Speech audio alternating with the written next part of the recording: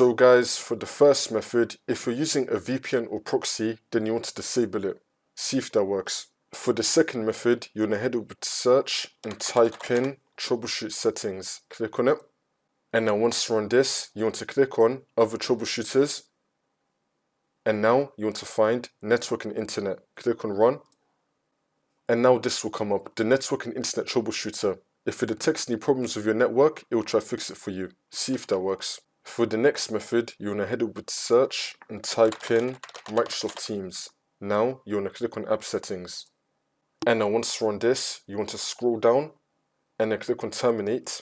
Now you want to click on reset and then click on reset again. It's now going to reset Microsoft Teams and the Microsoft Teams cache. Now once you do all of that, it's going to sign you out of Microsoft Teams. Now you just want to sign back in again and then see if that works.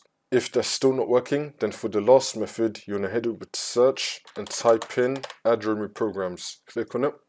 And now once you're on this, you want to scroll down until you find Microsoft Teams. You want to click on the three dots and then click on uninstall and then click on uninstall again.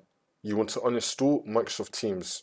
And now after you uninstall Microsoft Teams, you want to head over to search and type in Microsoft Store. Click on it. And now once you're on this, you want to search for Microsoft Teams. You want to click on it. And now you just want to reinstall it again.